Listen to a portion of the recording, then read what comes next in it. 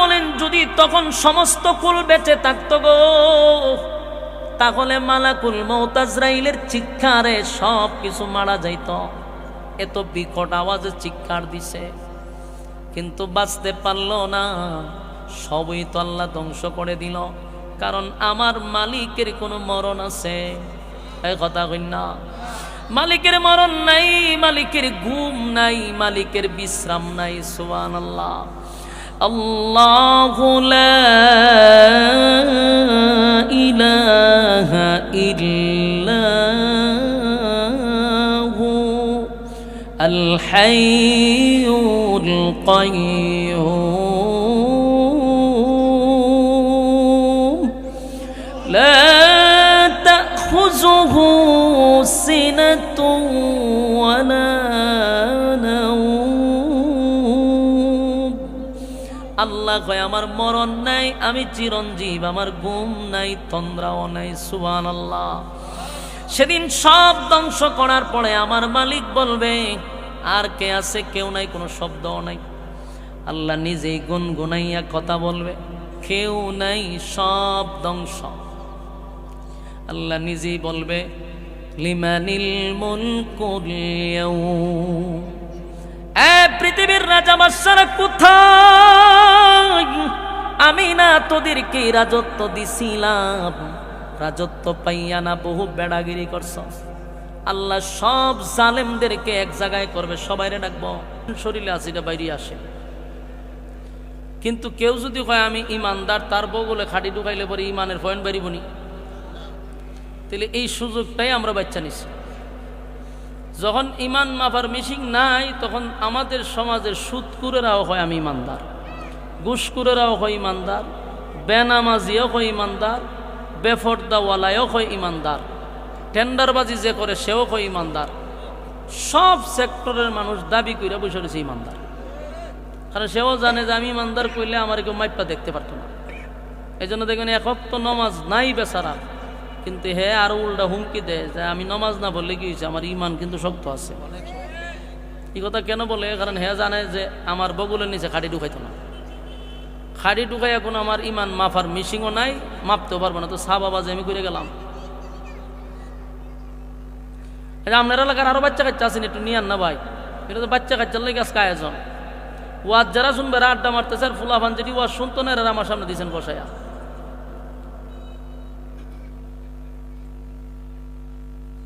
মহা সমস্যার মধ্যে আমি ঘুরে এলাম গা। আমি নিজেও চিন্তাতে আছি। ওয়াজ শুননেওয়ালারা ঘুরায়, আর যত ছোট ছোট বাচ্চা আছে কথা কইতে না, এরা দিয়েছে সামনে না, ওই দেন কথা কইতে আমার সামনে বইয়া।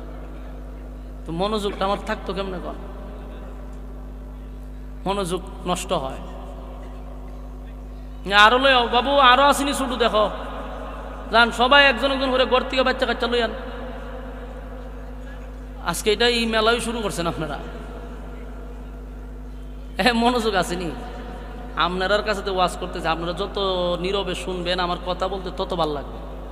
আর মাঝখান থেকে কথা বললে মনোযোগ থাকে না, কথা অগুছালো হয়, কথাগুলি এলোমেলো হয়ে যায়। আপনি কবেন হুজুর আপনি কথা কন, আমরা তো শুনতে আছি। আপনি আমার জায়গা বললে আপনি একই ব্যবহার করতেন। ক্লাসে জীবনে কোনোদিন পড়াইছেন না। ছাত্র যদি কথা বলে আপনার পড়া না শুনে, তখন আপনার মেজাজ গরম হইব, পড়াইতে ভালো লাগবে না। এটা তো একটা চলতি ফিরতি মাদ্রাসা, এটা তো একটা ক্লাস। এখানে তার মাশাআল্লাহর জিকির চলতেছে না, গান চলতেছে না, নাচানাচি চলতেছে না। এখানে কথা চলবে কোরআন থেকে। আর মাঝে মাঝে কিছু মজমা আছে, অর্ধেক নাচানাচি, অর্ধেক জিকির, অর্ধেক গান, ইতাবাস ইডি চলে, জাসামতইলি চলে, বেড়া বেড়ি থাকলেও চলে দেখছি। আর কিন্তু আমাদের এখানে তো এই সিস্টেম না। আমাদের এখানে আপনি বয়ান শুনেন, আশা করি আপনার দিলের ভিতরে কথাগুলি ঢুকবে। তো সম্মানিত শুধু ইমানদার ব্যক্তিও ইমানের দাবি করতেছে। একজন 5 ওয়াক্ত নামাজ পড়ে সেও ইমানদার, আর একজন নামাজ নাই কিন্তু সেও দাবি করছে ইমানদার। তো আমরা যে দাবি করতেছি, আমরা তো মাফার মিশিং নাই, জন্য সবার একই দাবি, আমরা ইমানদার। কিন্তু বলুন আল্লাহর কাছে মিশিং আসেনি? একটা আওয়াজ দেন। আল্লাহর কাছে মিশিং থাকার কারণে আল্লাহ জানে যে আমাদের ইমানের পয়েন্ট কত % আছে। এটা মালিক জানে ভালো করে। এই জন্য কোরআনের প্রায় জায়গাত আল্লাহ বলে ইয়া আইয়ুহাল্লাযীনা আমানুত্তাকুল্লাহা হাক্কা তুকাতিহ। আল্লাহ বলেন, হে ঈমানদারেরা, আমি আল্লাহকে ভয় করার মতো। বলুন, এখানে কোনো বেঈমানরে ওয়াজ করছে না ঈমানদারের উদ্দেশ্য করে কইছে? ঈমানদারের উদ্দেশ্য করে কইছে। ইয়া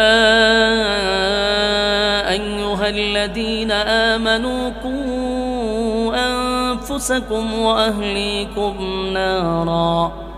আল্লাহ বলেন, হে ঈমানদারেরা, জাহান্নামের আগুন থেকে নিজেকে বাঁচাও এবং তোমার পরিবারও বাঁচাও। এখানেও কিন্তু বেঈমানরে ওয়াজ করছে না, ঈমানদারের ওয়াজ করছে। ইয়া আইয়ুহাল্লাযীনা আমানু তুবু ইলাল্লাহি তাওবাতান নাসুহা। আল্লাহ বলেন, হে ঈমানদারেরা, গুনাহ থেকে ফিরে আসো, নিজেকে গুনাহ থেকে বাঁচাও। বেঈমানরে ওয়াজ করছে না ঈমানদাররে? তো সব জায়গাতে ঈমানদাররে ওয়াজ করে কেন? কারণ আল্লাহ ভালো করে জানে যে এরা ঈমানের বেশ দূরে বসে, ভিতরে ঈমান পার্সেন্ট কম। তা আমাদের কাছে থার্মোমিটার না থাকার কারণে আমরা দাবি করে পড়েছি ঈমানদার। আল্লাহর কাছে থার্মোমিটার থাকার কারণে আল্লাহ আমরারই বারবার ওয়াজ করতেছে যে দাবি করলে কি তোদের ভিতরে ঈমানের পার্সেন্ট কম, তাই তোরা জাহান্নাম থেকে বাস, নিজেকে তৈরি কর। এই ওয়াজ আল্লাহ আমরার করতেছে। এরপরে দেখেন জান্নাতের ক্ষেত্রে আল্লাহ শর্ত দিতেছে, ইন্নাল্লাযীনা আমানু ওয়া আমিলুস সালিহাতি কানাত লাহুম জান্নাতুল ফিরদাউসি নুজুলা। এখানে আল্লাহ শর্ত দিতেছে, নিশ্চয়ই যারা ঈমান আনছে এবং যারা সৎ কাজ করছে, মানে নেকামল, তাদেরকে আমি জান্নাতুল ফিরদাউসের মেহমান বানাবো। এখানে আল্লাহ ঈমানের শর্তই যোগাই দিছে। এবং দেন সূরা আসরের মধ্যে আল্লাহ বলেন, সময়ের কসম, ইন্নাল ইনসানা লাফি খুসর, নিশ্চয়ই তোমরা ক্ষতিগ্রস্ত। আল্লাহ বলতেছে কসম কইরা, আল্লাহ কসম করতেছে এবং বলতেছে তোরা ক্ষতিগ্রস্ত। বাস্তব আমরা ক্ষতিগ্রস্ত। আজকে যদি এখানে একজন নর্তকী আসতো, বলেন আপনি কি জায়গা দিতে পারতেন? তো নর্তকীর থেকে কি পাইতো? শুধু নাচানাচিটা দেখবার লেগা, নর্তকী যে কমর দুলায় নাচে, এই নাচটা দেখবার লেগা এই এলাকাতে আপনি জায়গা দিতে পারতেন না। তাহলে মানুষ গুনাহের প্রতি প্রতিযোগিতা বেশি। কথা কই না দি? নর্তকী আসলে সব ঠিক থাকতো, মাইকওয়ালাও ঠিক হয়ে যেত একবার আলিফের মতো, সব সাউন্ড সিস্টেম দেখতেন 8-10টা থাকতো, একদম মাডি শুদ্ধা কাঁপতো। আর মা ফিরিলে দজা ভাঙ্গা একটা দরায় দেওয়া হয়, হুজুর ফাটাই এলাম। মানে এই জায়গাটার থেকে আমাদের বাইরে আসতে হবে। গুনাহের কাজে সবগুলা ঠিক থাকে, আর নেকির কাজে সব দজা ভাঙ্গায় দলা হয়। এই জন্য আল্লাহ নিজে কসম কাটতেছে। কিসের কসম? সময়ের কসম। তো তাফসীর কারকরা বলছে এটা কোন সময়? বলছে এটা তোমার হায়াতের সময়। তোমার যে আল্লাহ হায়াত দিচ্ছে, এই হায়াতের কসমটা করছে আল্লাহ। কসম করে কইতেছে যে তোরা ক্ষতিগ্রস্ত। এই মাইক পেন আপনি নি, সাউন্ডে টু ডান, শ্বাস টানতেছে, আওয়াজ যাইতেছে না, আমি নিজে আওয়াজ পাইতেছি না। স্টেজে কোনো আওয়াজ নাই। আপনারা কি রকম আওয়াজ পাইতেছেন? স্টেজে কোনো আওয়াজ নাই। এরা যে কাজ করতেছে আজকে মানে বলার সর্বদিক দিয়ে ঝামেলা দেয় না। মাইকের সুবিধা আছে না, ডিসিপ্লিন আছে, কোনো একটা ম্যানেজমেন্টের কোনো সুযোগ নাই। স্টেজে আমি আওয়াজ না পেলে আমি কথা কম করব। তো সম্মানিত শুধু কথাগুলি আপনারা ফাঁকে ফাঁকে কয়েকজন যারা মনোযোগ দিয়ে বসেন, আপনারা কথাগুলি একটু ব্রেনে ঢোকান। আল্লাহ রাব্বুল আলামিন আমাদেরকে একেবারে কসম করে কইতেছে যে তোরা ক্ষতিগ্রস্ত। চিন্তা করেন, আল্লাহ কসম করে কয় আমরা ক্ষতিগ্রস্ত। এখন আমরা যাবো কই? পাছার সুযোগ আসেনি? আমরা আল্লাহ ধমক দিয়া বলতেছে কসম তোরা ক্ষতিগ্রস্ত। এই জায়গার থেকে আমাদের বাঁচার উপায়টা কি? তবে বাঁচার উপায়ও আল্লাহ রাখছে। আমরা একবারে সাইজ করে লেবার লেগে আল্লাহ বলে নাই, আমরা ভয় দেখাইছে তোরা ক্ষতিগ্রস্ত। তবে যদি বাঁচতে চাস, 4 কোয়ালিটি। বলুন, বাঁচতে চাইলে কয় কোয়ালিটি? হ্যাঁ, যদি বাঁচতে চান। যেখানে আল্লাহ ঘোষণা করে বলছে তোরা ক্ষতিগ্রস্ত, কিন্তু আল্লাহর মায়া এবং দয়াটা খুব বেশি। এই জন্য সাউন্ড বাড়ান। স্টেজে সাউন্ড নাই, এখনো সাউন্ড হয়েছে না। স্টেজে কোনো সাউন্ড নাই, বক্সে কোনো সাউন্ড পাইতেছেন আপনারা? বক্স বন্ধ, মনিটর বন্ধ করে রাখছে উনি। অনর্থক আনছে না এগুলা। আমি আমার স্টেজে আওয়াজ থাকতো, ফ্যান্ডেলে আওয়াজ থাকতো। বাহির আওয়াজ সুন্দর, ভিতরে সুন্দর করে। আল্লাহ বলেন ওয়াল আসর, সময়ের কসম, ইন্নাল ইনসানা লাফি খুসর। আল্লাহ বলেন নিশ্চয়ই তোমরা ক্ষতিগ্রস্ত। তাহলে বাসার কোয়ালিটি কি? চারটা। ওই চারটার মধ্যে এক নাম্বার কিন্তু আবার ইমান।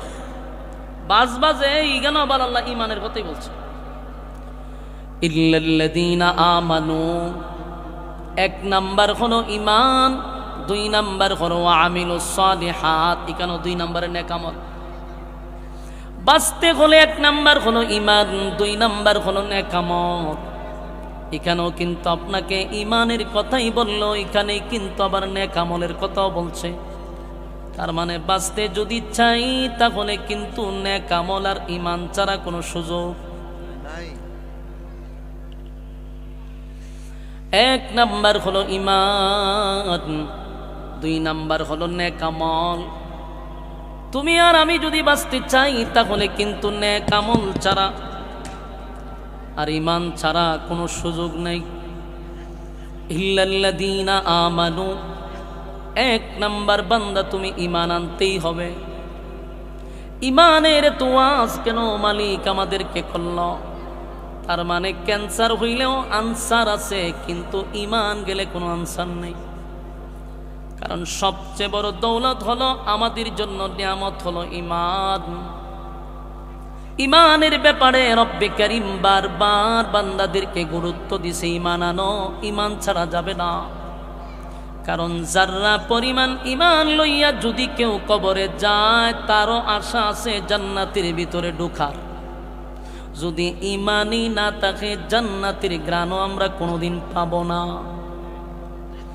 এই জন্য আল্লাহ রাব্বুল আলামিন ইমানের বিষয়টা বড় গুরুত্ব দিছে। আর আমাদের আলেম উলামারাও ইমানের ওয়াজি করে।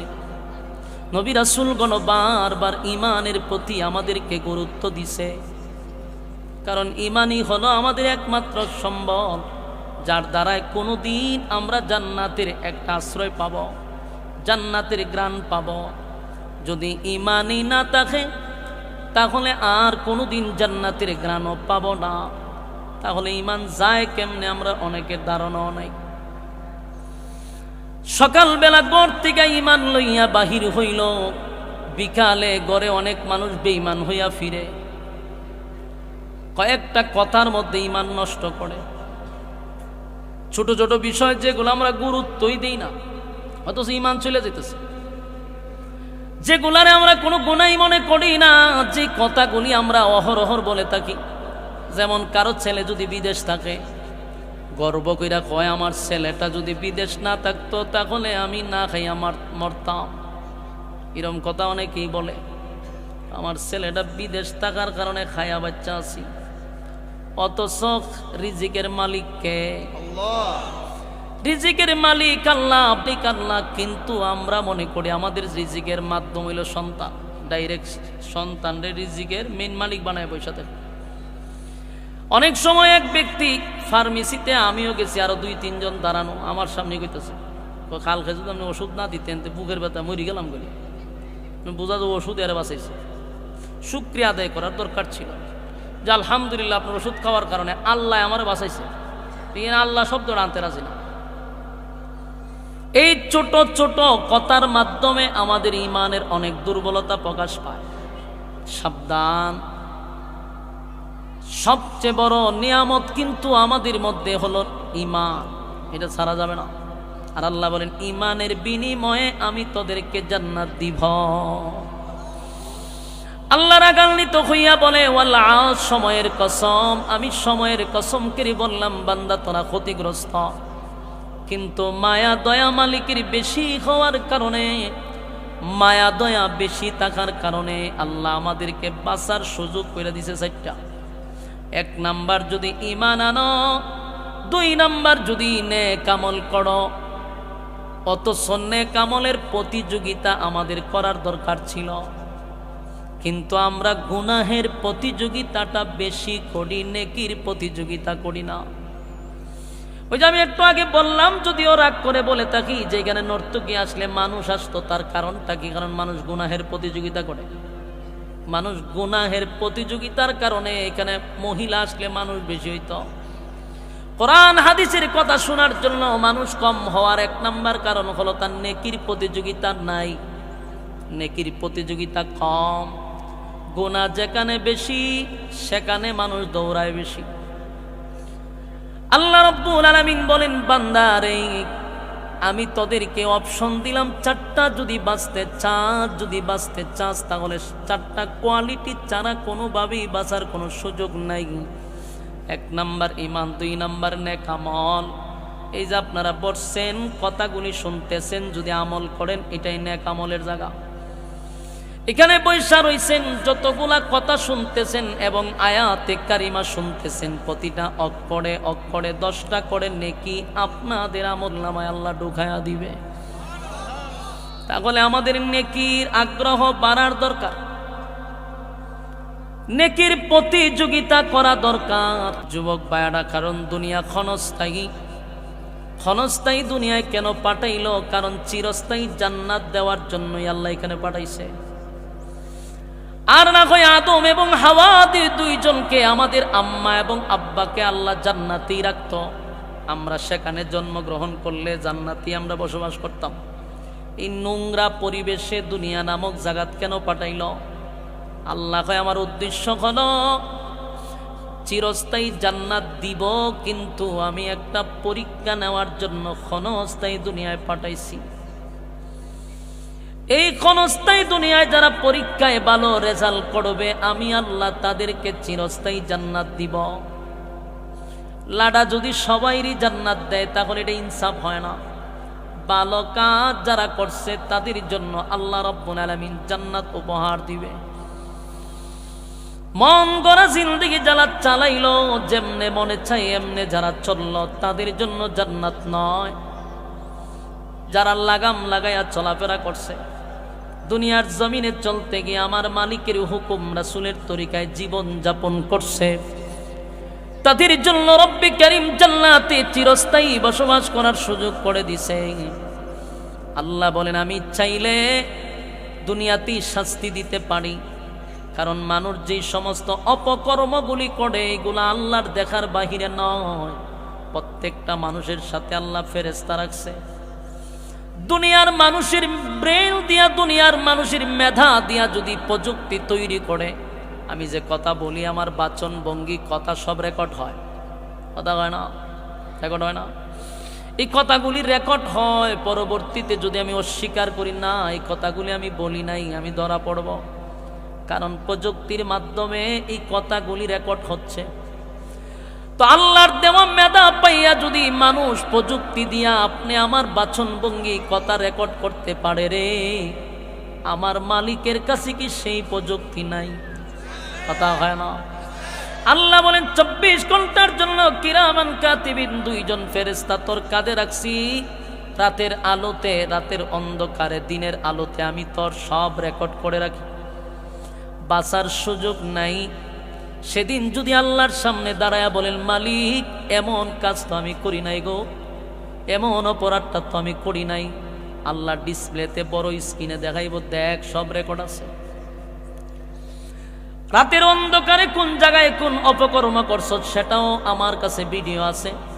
দিনের আলোতে কোন আকাম করছো সেটাও আমার কাছে ডকুমেন্টস আছে। বলুন বান্দা কি সেদিন বাঁচার সুযোগ আছে? আল্লাহ বলেন দুনিয়াতেই মানুষ তুমি তোমারে প্রযুক্তি দিয়ে আমি বুঝাই দিলাম যে দুনিয়াতেই তোমার কথা রেকর্ড হয় ভিডিও সহকারে। আল্লাহর দেওয়া মেধা পাইয়া যদি মানুষ এতটুকু করতে পারে, আমার মালিক আমাদের জন্য কত প্রযুক্তি রাখছে। যুবক ভাইরা, আল্লাহ রাব্বুল আলামিন বলেন তাই আমি তোমাদেরকে বারবার বলি বান্দারে আমি কিন্তু বিচারক হব, রেজাল্ট কিন্তু আমি দেখব। এই ক্ষণস্থায়ী দুনিয়া চিরস্থায়ী না, এটা অল্প কিছু দিনের জন্য। দেখেন একটা মানুষ যদি নাস্তিক হয়, যে কোনো ধর্মের হোক, একটা বিষয়ে গিয়ে একমত হয়, এটা হলো মরতে হবে। কথা বলেন না দিয়ে আপনারা, মরণ লাগবো নি, মরতে হবে, এটা মানুষ বিশ্বাস করে। আর কিছু বিশ্বাস করুক আর না করুন, মরতে হবে। মরণ যে লাগবে এটা আমরা সবাই জানি, মরতে হবে। আমার যুবক ভাইয়েরা, কারণ আমার চোখের সামনে বাবা মরে গেল, দাদা মরে গেল, আর আমার চুলগুলি যদি এখন কালো আছে, একটা সময় আমার চুলগুলিও সাদা হবে, এতে কোনো সন্দেহ নেই। এই স্টেজে প্যান্ডেলে কত মানুষ বসে আছে দেখেন, দাড়িগুলা সাদা হয়ে গেছে। বলুন এটা কি এমনি সাদা হয়েছে, না আমার মতো তাদের কালো ছিল? একটা সময় তাদের দাড়িগুলা চুলগুলা কালো ছিল, কিন্তু আস্তে আস্তে সাদা হয়ে গেছে। কেন রে সাদা হয়ে গেল? চামড়াগুলি কেন ডিল হয়ে গেল? চোখের জ্যোতি কেন কমে গেল? শরীরটা কেন দুর্বল হয়ে গেল? এখন কেন লাঠি ছাড়া দাঁড়াইতে পারে না? নিজেরে নিজে প্রশ্ন করলেই তো বুঝবা আমার সময় কমে আসতেছে, আমার ডেট ওভার হয়ে গেছে। নিজেরে নিজে প্রশ্ন করো।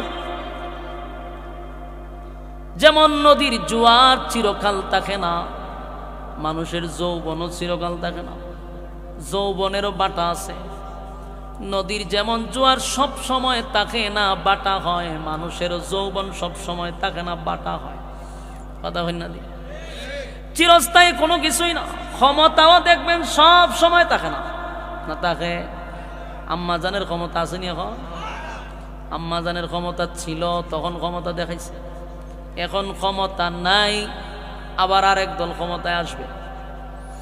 এই আওয়াত আর যাওয়া, সব সময় ক্ষমতা থাকে না। তবে যৌবন পাইয়া যেমন তুমি যৌবনের অপব্যবহার করতে পারো না, ক্ষমতা পাইয়াও ক্ষমতার অপব্যবহার করতে পারো না, কারণ এটা চিরস্থায়ী নয়, এটারও শেষ আছে। আল্লাহ বলেন এই দুনিয়াটাই ক্ষণস্থায়ী, এটাও চিরস্থায়ী না, কারণ এই দুনিয়া আমি শেষ করে দিব। বিশ্ব পরিস্থিতির পরিসমাপ্তি আমার মালিক গঠায়া দিবে, এটা আমরা সবাই জানি রে। আল্লাহ বলেন ইজা زلزلت الأرض زلزالها وأخرجت الأرض أثقالها وقال الإنسان ما لها আল্লাহ বলেন জমিনের মধ্যে আমি জালজালা শুরু করে দিব, জমিন ধ্বংস হয়ে যাবে। কেন? তোমরা জমিনে দাঁড়াইয়া আমি আল্লাহর নাফরমানি করো। তোমরা কি জানো না আমি বলে দিয়েছি জমিন আমি রাখবো না, জমিন আমি ধ্বংস করে দিব। জমিন সেদিন আমাদেরকে ধরবে। জমিনের কোন জায়গায় দাঁড়াইয়া আমরা অপকর্ম করছি, সেদিন আল্লাহ জমিনের জবান খুলে দিবে, জমিন আমাদের বিরুদ্ধে চলে যাবে। আল্লাহ বলেন কুল্লু মান আলাইহা ফান, সব ধ্বংস করে দিব, যিনি থাকবেন তিনি কে? ওয়ায়াবকা ওয়াজহু রাব্বিকা যুল জালালি ওয়াল ইকরাম। সব ধ্বংস হয়ে যাওয়ার পরে যিনি থাকবেন তিনি কে? আল্লাহ বলেন একমাত্র আমি থাকব। সব কুল শেষ, মানব কুল, জিন, তারপরে যত সৃষ্টি জগৎ আছে সব জায়গা শেষ, বাকি থাকবে ফেরেশতা কুল।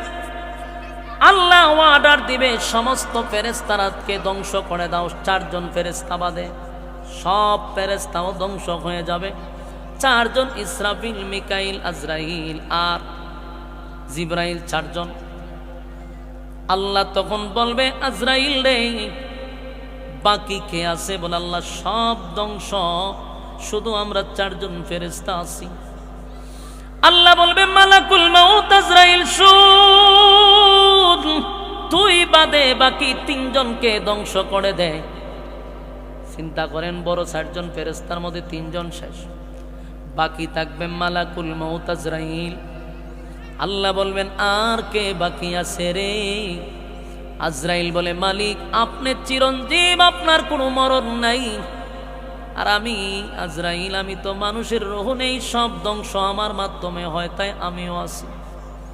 আল্লাহ বারবার বলে আমি না বলছি কুল্লু মান আলাইহা ফান, আমি না বলছি সব ধ্বংস করে দিব। সব ধ্বংস হইলে তুই কেন আমার সামনে দাঁড়ায়া থাকবি? মালাকুল মাউত আজরাইল ভাবছিল যে আমি মনে হয় কোনো সেট দিয়ে বাচ্চা যাবো। আল্লাহ কয় আমার কথা হলো কেউ থাকবে না, কেউ থাকবে না। আজরাইল রে তুই কেন দাঁড়ায় আসস? মালাকুল মাউত বলে মালিক সবার রূহ আমি ধ্বংস করলাম, আমারে কে ধ্বংস করবে? আল্লাহ কয় আমি তোরে ধ্বংস করব না, আমার হুকুমটাই তোরে ধ্বংস করে দিবে। আল্লাহ আমি হুকুম দিলি তুই ধ্বংস। হুকুম দিছে তো মালাকুল মউতরে ধরে লইছে। আল্লাহর নবী বলেন যদি তখন সমস্ত কুল বেঁচে থাকতো গো, তাহলে মালাকুল মউত আজরাইলের চিৎকারে সব কিছু মারা যাইত। এত বিকট আওয়াজে চিৎকার দিছে, কিন্তু বাঁচতে পারলো না। সবই তো আল্লাহ ধ্বংস করে দিল। কারণ আমার মালিকের কোনো মরণ আছে? এই কথা কই না, মালিকের মরণ নাই, মালিকের ঘুম নাই, মালিকের বিশ্রাম নাই। সুবহানাল্লাহ। আল্লাহু লা ইলাহা ইল্লাহু আল হাইয়ুল কাইয়্যুম লা তাখুযুহু সিনাতুন ওয়ালা নাওম। আল্লাহ কয় আমার মরণ নাই, আমি চিরঞ্জীব, আমার ঘুম নাই, তন্দ্রাও নাই। সুবহানাল্লাহ। সেদিন সব ধ্বংস করার পরে আমার মালিক বলবে আর কে আছে? কেউ নাই, কোনো শব্দও নাই। আল্লাহ নিজেই গুনগুনাইয়া কথা বলবে, কেউ নাই, সব ধ্বংস। আল্লাহ নিজেই বলবে লিমানিল মুলকুল ইয়াউম। পৃথিবীর রাজা বাদশারা কোথায়? আমি না তোদেরকে রাজত্ব দিছিলাম, রাজত্ব পাইয়া না বহু বেড়াগিরি করছ।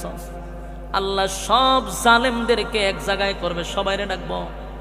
যত জালেম আছে সব জালেমরে ডাকবে, ফেরাউন থেকে শুরু কইরা ফেরাউন্নারাও ডাকবো, নমরুদরে ডাকবে, সাজ্জাদরে ডাকবে, আবু জাহিল্লা সহ এই প্রজন্মে যারা জন্ম নিছেন বুশ সহ যত জালেম আছে রে, সব জালেম রে আল্লাহ ডাকবো। ওই জালেমদের মধ্যে আমাদের আম্মাজানরাও ডাকবো। আম্মাজান কিতা মক্কার ইমাম সাহেব আছে, তাহলে কিতা ডাকবো নি? জালেমদের অন্তর্ভুক্ত। কথা কয় না দি? ঠিক কইব কেমন? সব একশোতায় বাধা। আল্লাহ রাব্বুল আলামিন বলেন জালেম রে যদি ডাকি, তাহলে আমাদের আম্মাজানও কিন্তু জালেমদের মধ্যে অন্যতম একজন জালেম, যদিও সুডো জালেম। আবার আরেকজন আছে আম্মাজানের জামাই। আমরা ডাহি দাদা, কিন্তু সম্পর্ক হয়েছে জামাই বউ। এখন আমরা কেমনে দাদার থেকে এখন আব্বাটা হন তো জানা বেটা হিন্দু, ঠিক নেই তো দাদারও আল্লাহ ডাকবো, রে দাদা আসত নেই বলে আসি। সব জালেম রে আল্লাহ এক জায়গা করবো, ওইটা জুতা আধা ঘন্টা ফিটাইব, মুদ্দার কপালও বেশি বাইরিব জুতা দিয়ে। কারণ প্রত্যেকটা জালেমের পতন আছে না নাই? আল্লাহ জালেমদেরকে নিয়ে কসম করছে, একটা না 60টা কসম। কয়টা কসম? জালেমদেরকে নিয়ে কসম করছে। ওয়াসসামাই যাতিল বুরুজ, আল্লাহ বলেন নক্ষত্রের কসম। ওয়াল ইয়াউমিল মাউউদ, কিয়ামত দিবসের কসম। ওয়াল ইয়াউমিল মাউউদ, এরপরে কয় ওয়া শাহিদিন ওয়া মাশহুদ। প্রথম দুই আয়াতে দুইটা কসম, পরের এক আয়াতে দুই কসম। ওয়া শাহিদিন ওয়া মাশহুদ, আল্লাহ বলেন যেই দিনটা ঘুরে ঘুরে তোমাদের সামনে আসে, ইয়াউমুল জুমআ, ইয়াউমুল আরাফা, এই দুইটা দিনের কসম। চার কসম কিনা আল্লাহ বলেন কুতিলা আসহাবুল উখদুদ, গর্ত খননকারী মানে জালেম। জালেমদের প্রতি আমি আল্লাহর অভিশাপ। কাদের প্রতি অভিশাপ? জালেমদের প্রতি আল্লাহর অভিশাপ। যারা মানুষের উপর জুলুম করেন সোজা হয়ে যান, বারবার বলছি। আল্লাহ কিন্তু ছাড় দেয় না, ছাড় দেয় কিন্তু ছাইরা দেয় না। বাড়িতে গিয়া কইবেন নি ঠিক যে আমি আম্মাজানের এলাকাতে আয়া পড়ছি। যুবক ভাইরা, আপনারা ঠিক কইলো ঠিক, না কইলো ঠিক, কথা বুঝছেন নি? আপনারা এখন না কইলো ঠিক, কারণ নুন খাইছেন গুণ তো খাইতেইব আপনারা, আর এই জন্য সব করে বসে রয়েছে নাই, খাইতে দেখেন আপনারা। আমরা খায়ও নাই, গুণও গায়ও নাই, যা সত্য তা প্রকাশ করছি। জালেমদের ব্যাপারে আল্লাহ নিজে আপোষ করছেন। আল্লাহ এদের প্রতি আমার অভিশাপ, জালেমদের প্রতি অভিশাপ, আল্লাহ দিছে অভিশাপ। তা আপনি যদি এর প্রতি সাফাই গান, তা আপনি এদের সাথে আপনিও অভিশাপ প্রাপ্ত। আপনার উপর ঠাড়া পড়ব, আপনার উপর গজব করব। জালেমদেরকে যারা প্রশ্রয় দেয়, আশ্রয় দেয়, এরাও জালেমদের সাথেই আল্লাহর সামনে দাঁড়াবে। আল্লাহ বলেন, 4 কসম করছি জালেমদের ব্যাপারে, জালেমরা শুন, তোদের উপরে আমি আল্লাহর অভিশাপ, তোদের উপরে আমি আল্লাহর অভিশাপ। এই জন্য আপনাদের হাতে পায়ে ধরে বলি, মানুষের উপরে জুলুম করা যাবে না। দিছে আল্লাহ ক্ষমতা আপনারে, মনে করেন আপনি একটা চেয়ারও বইছেন, চেয়ারম্যান হয়ে গেছেন না, এই জন্য কি আপনি মানুষের উপরে জুলুম করবেন? কথা কন্যা দি কই আইছে, মমি সিং আইছে ওয়াজ করতা লক্ষণ দিরকম আহাওরা, এটা আমি বাসি মৌসি হুজুর আমার শিখাইতেছে কয়টা আহাওরা। কথা কি বুঝতেছে? আওয়াজ পাইনি, এটা তো সুন্দর, প্যান্ডেল আওয়াজ আছে, এটাই সুন্দর লাগতেছে, এরার আওয়াজ না। বলুন, জালেমদের প্রতি অভিশাপ কার? তা আপনি কি জালেমের পক্ষে নিতে পারবেন? পক্ষে নিলে আপনার তো জালেমের কাছাকাছি। এই জন্য আল্লাহ নিজে বলে, 4 কসম কেড়ে বলছি, জালেমদের সাপোর্ট করা যাবে না। জালেমদের উপর আমি আল্লাহর অভিশাপ। হাসরের মাঠে আমি তাদেরকে দাঁড় করাবো যাদেরকে ক্ষমতা দিছিলাম। একটা চেয়ারের মালিক হইছো, তুমি তো শুকরিয়া আদায় করা দরকার ছিল, আল্লাহ আমারে সম্মান দিয়া বসাইছে, এটা মালিকের কাছে শুকরিয়া আদায় করা দরকার। আমি চেয়ারম্যান হই, এমপি হই, মন্ত্রী হই, আমার আল্লাহ সম্মান দিছে রে, আমার আল্লাহ ইজ্জত দিছে, শুকরিয়া আদায় করা দরকার। গভীর রজনীতে তাহাজ্জুদে বৈশা মানুষের আড়ালে কান্নার দরকার ছিল। আল্লাহ মানুষ আমারে কত সম্মান দিছে, মানুষ আমারে কত ইজ্জত দিছে, আল্লাহ আমার ইজ্জতের চেয়ারে তুমি বসাইছ, সাবধান মালিক, তুমি আমারে বেজ্জতি কইরো না। আল্লাহ আপনি ইজ্জতের মালিক, আপনি আমার ইজ্জত দিছেন, বেজ্জতি কইরেন না। উচিত ছিল বান্দা আল্লাহর কাছে ডুকরাইয়া কান্নার, কিন্তু সেটা তো করেই না। ক্ষমতার চেয়ার পাইয়া মানুষের উপরে জুলুম করে, মানুষের হক নষ্ট করে, মানুষের বাক শক্তি নষ্ট করে দেয়। আল্লাহ কয়, সাবধান জালেম শুন, তোদের উপরে আমি আল্লাহর অভিশাপ। 1টা 2টা না 4টা কসম করে বলছি, তোরা জালেম, তোদের উপরে আমি আল্লাহর অভিশাপ। আর জালেমদের অভিশাপ দিছে দুনিয়ায়, শুধু তাই না, দুনিয়াতে তো চরম পর্যায়ের বেজ্জতি না করে আল্লাহ কবরে নিবে না। আপনি মনে করছেন খালি কবরে গেলেই ফিরাইব না, দুনিয়া তো চরম পর্যায়ের বেজ্জতি করবে, লাঞ্ছিত করবে, এরপরে আল্লাহ কবরে নিবে। অপেক্ষা করতে থাকো, মনে করো শেষ, এমনটা না, আরো রয়েছে জুতার বাড়ি, আরো বহু জুতার বাড়ি জমা রয়ে গেছে। জালেমদের কপালে জুতার বাড়ি মরার আগ পর্যন্ত থাকবে। তাই নেক্সট টাইমে যারা ক্ষমতায় বসবা, চেয়ারে বসবা, আমি তোমাদের উদ্দেশ্য করে বলি, বাংলাদেশ এমন একটা দেশ, সম্মান দিতে দিতে আসমানও নিয়ে তুলে, আবার জুতাদা ফিডাইতে ফিডাইতে মাটির নিচে ঢুকা, এটার নাম হলো বাংলাদেশ। তাই ক্ষমতা পাইয়া বেশি বেড়াগিরি দেখায়ও না, অতীত থেকে শিক্ষা গ্রহণ করো। মা কথা কই না দি, শিক্ষা গ্রহণ করা দরকার না? কারণ আগে জানেন জুতাদা ফিডাইছে, পরে আপনার উপরে জুতা আছে, তেরিবিরি করবেন, আপনারও জুতাদা বেরিব। এটার নাম বাংলাদেশ। এই দেশের মানুষ এরকমই, মহব্বত করবো, বুকের ভিতরে ঢুকাই দিব, আর বাইর করার সময় এমনি বাইর করতে না, জুতাদা ফিডাই বাইর করে। এই জন্য ক্ষমতা পাইয়া মানুষের উপরে জুলুম করা যাবে না, মানুষের হকটা নষ্ট করবা না। আমরার দেশের মানুষ যদি কোনো রকম একটা মেয়র হইতে পারে, চেয়ারম্যান হইতে পারে, অথবা মনে করেন এমপি হইতে পারে, তখন হে রাস্তাঘাটে বাড়িতে পারে না, ও কেড়ে বাড়িতে পারে না, ভয় ভিতরে কিসে তাকে গুলি করে দিব, নাহলে আয় আক্রমণ করব। দেখবেন আর 10টা গুন্ডা ফান্ডা লইয়া আড়ে, আর নাইলে ফিসেতে তো আবার প্রশাসনের গুন্ডা বাহিনী আছে, এরা তো পিস্তল লিয়ে হার হয়েছে। আবার দেখবেন এর কিছু গুন্ডা বাহিনী আছে, সব গুন্ডা বাহিনীর মাঝখানে থাকে, পিছনে যে প্রশাসন থাকে, সব মিলে এবারে রাস্তাতে আড়ন লাগে, কেড়ে রে তোর ভিতরে তো বই কেড়ে। এর 1 নম্বর কারণ হলো মানুষের হক নষ্ট করে বসে রয়েছে। মানুষের হক যারা নষ্ট করে, এরা বুক ফুলাইয়া রাস্তা দিয়ে হাঁটার ক্ষমতা রাখে না। তুমি বাবু কেমনে, তুমি আরেকজনের হক নষ্ট করে তুমি শান্তিতে ঘুমাইবা? শান্তির মারে তো তুমি খবর দালাইছ। মানুষের হক নষ্ট করে, মানুষের অধিকার নষ্ট করে তুমি বাড়িতে গিয়ে আরামে ঘুমাইবা সোফাতে, না, এটা সম্ভব না। আর যদি তুমি জনগণের হক আদায় করো তাহলে উমরের মতো তুমি মরুভূমির বালিতেও ঘুমাইতে পারবা। খলিফাতুল মুসলিমিন উমরের জীবনী পড়বেন। আমি আরেকটা নসিহত করে যাই, যারা আগামীতে নেতা হবেন, আপনাদের কাছে আমার হাত জোর, আপনারা খলিফাতুল মুসলিমিন উমরের জীবনীটা একটু পড়েন। তাহলে আপনি শুধু এখানে বসবেন এমনটা না, ইজ্জতের সাথে সম্মানের সাথে আপনারা পাবলিকের সাথে চলতে পারবেন, জনগণ আপনাদেরকে সেফটি করবে।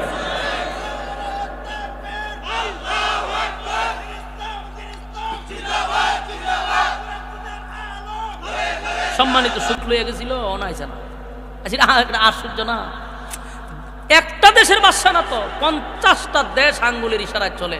এত পাওয়ারফুল একজন নেতা হয়ে উঠলইয়া গেছিল মরুভূমিতে, অনা আসে নাই। এরা গেছে, গিয়া দেখে একটা হাত, ডান হাত ওই গালের মধ্যে দিয়ে এইভাবে শুয়ে রয়েছে মরুভূমির রুদ্রের মধ্যে, আর উটটা কাছে বান্ধা। এরা দীক্ষা কয় যে উমর, আমাদের দেশের বাদশার কয়েক হাজার খালি গেটের বাহিরই থাকে, কয়েক হাজার বাহিনী থাকে ঘরের ভিতরে, এর বড় কুনান্দাগুলি উড়ে মেরে লায়, আর এত বড় দেশের বাদশা হইয়া মরুভূমিত ঘুমাইছে, একটা সিকিউরিটির মতো কোনো সেনাবাহিনীও নাই কাছে। তখন ওই রোম দেশের বাদশারা বলল, অবশ্যই তুমি জনগণের হক আদায় করছো, যার জন্য তোমার কোনো শত্রু। এরকম পরিবেশ তো আমরা চোখে দেখি নাই ভাই।